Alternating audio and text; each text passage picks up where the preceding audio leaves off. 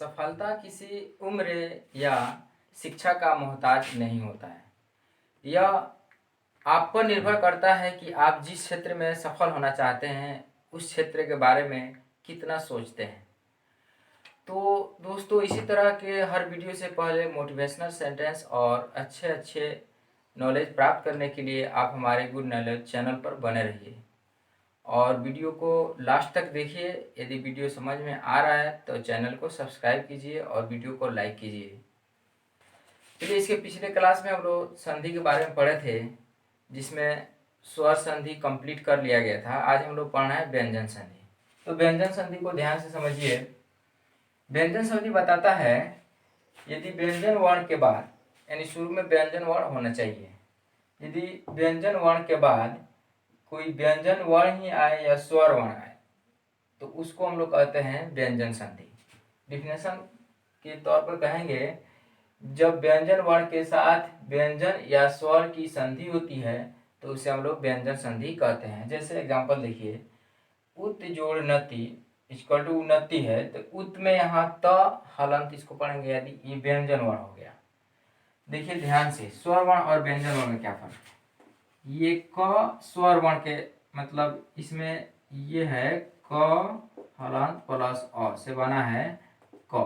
तो स्वर वर्ण में हम लोग पढ़े थे इस तरह से, क यहाँ अ है, लेकिन जब यहाँ क हलंत दे दिया गया इसका मतलब आधा क है, यानी ये व्यंजन वर्ण हुआ।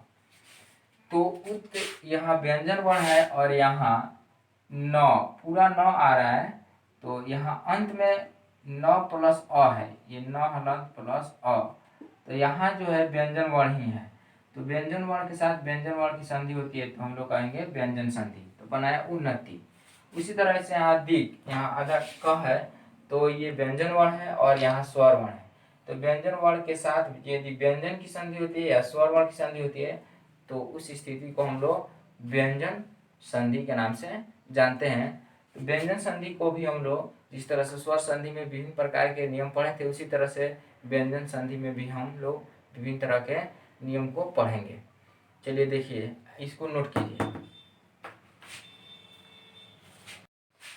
चलिए, यहाँ व्यंजन संधि का पहला नियम है, यदि क च ट त और प के बाद यानी किसी भी वर्ग के प्रथम अक्षर के बाद यदि स्वर वर्ण आता है या किसी वर्ग का तृतीय या चतुर्थ वर्ण आता है, वर्ग इसको जैसे देखिए यहाँ पर क ख ग घ अंघ एक वर्ग कहा है, उसी तरह च छ ज झ यहाँ दूसरा वर्ग है, तो इस सबको वर्ग कहते हैं।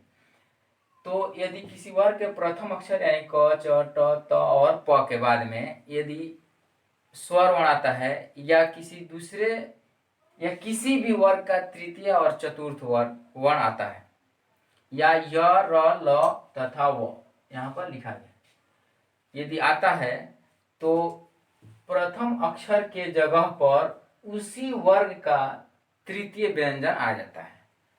इस टोटल भाषा को यहाँ पर शॉर्टकट में ध्यान से देखिए। यहाँ पर इस और इसी से आप लोग याद कीजिएगा, ये च क ट त और प के बाद में स्वर वर्ण आता है या किसी वर्ग का तृतीय अक्षर आता है या चतुर्थ अक्षर आता है या य र ल तथा व में से कुछ भी यदि आता है तो इन सभी के जगह पर इसी वर्ग का तृतीय व्यंजन आ जाता है। जैसे यहाँ ध्यान दीजिए, दिक जोड़ अंबर, यहाँ क हलंत है यानी क प्रथम अक्षर है और अंबर यानी अ क्या है, स्वर वर्ण है। तो इसी वर्ग का तृतीय यानी इसी का तृतीय अक्षर हो जाएगा, यानी क का तृतीय यानी 3 नंबर पर क ख ग यानी ग हो जाएगा। क का क्या हो जाएगा, ग। तो देखिए दिक जोड़ अंबर से क्या बना, दिगंबर। यहाँ क्या हो गया, इसका आधा ग और इसका अ मिलकर हो गया पूरा ग, तो दिगंबर।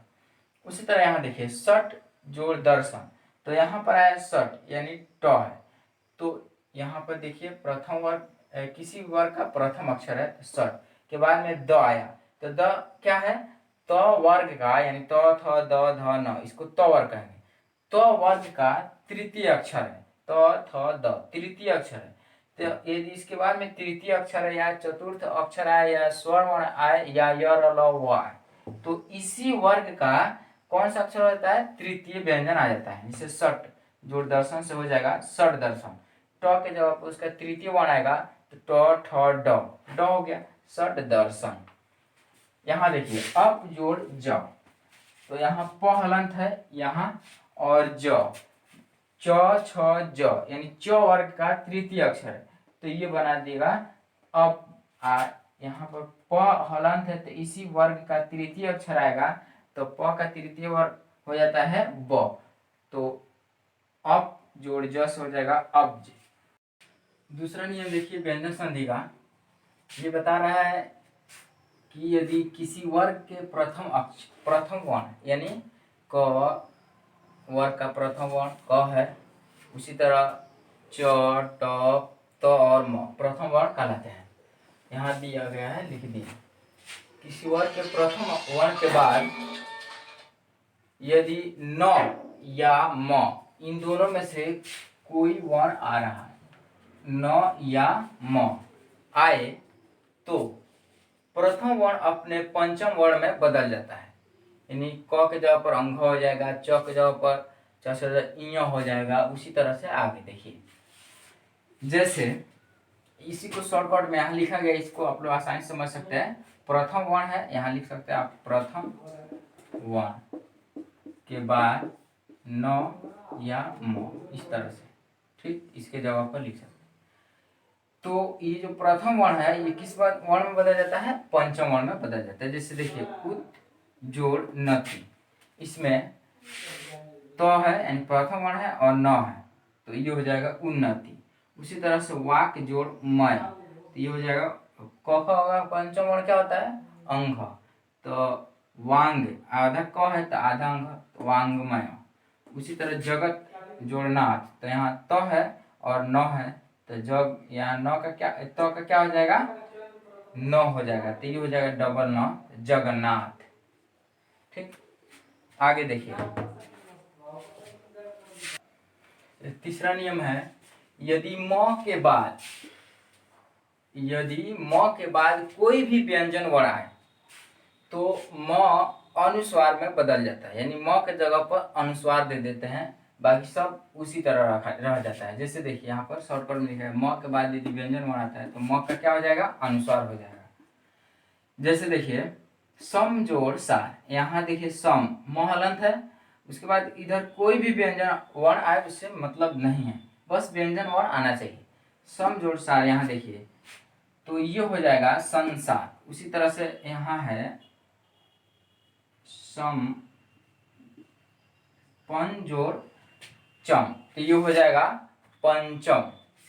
आगे देखिए सम जोड़ तोष, तो ये हो जाएगा संतोष। देखिए म का क्या हो गया हलंत, यहाँ पर अनुस्वार हो गया। सम जोड़ धी तो संधि। तो अगला देखिए, इसको आप लोग नोट कीजिए। चौथा नियम है, यदि त या द ये दो वर्ण है, त या द के बाद च या तालाब में स आए, तो इन दोनों के स्थान पर क्या हो जाता है च हो जाता है, च, और स बदल कर छ में हो जाता है। जैसे यहाँ पर उसी को लिख दिया गया है, त या द के जगह पर च हो जाता है और स किस में बदल जाता है छ में। जैसे देखिए उत जोड़ चार, उत यहाँ त हलंत आया, उसके बाद में च या स दोनों में से कोई अगर आएगा तो यहाँ क्या आया च आया, तो ये च किस में बदल जाएगा, सॉरी ये त किस में बदल जाएगा च में। तो देखिए इस त हलंत है तो च हलंत यानी आधा च हो जाएगा ये, और पूरा च इसका यहाँ है चारण, तो ये हो जाएगा उच्चारण। उत जोड़ चारण यानी उच्चारण, ये काफी इंपॉर्टेंट है, पूछते रहता है एग्जाम में। उसके बाद है उत जोड़ शिष्ट, तो यहाँ देखिए तो हलंत यहाँ पर आया तालाब स, वहां दिया गया है, तो देखिए इसका क्या हो जाएगा तो या द का क्या होता है च, तो हलंत है तो यहाँ आधा च हो जाएगा, और स किस में बदल जाएगा छ में, तो ये हो जाएगा उच्छिष्ट। चलिए उसके बाद में एक नियम और हम लोग पढ़ना है, इसको आप लोग नोट कीजिए।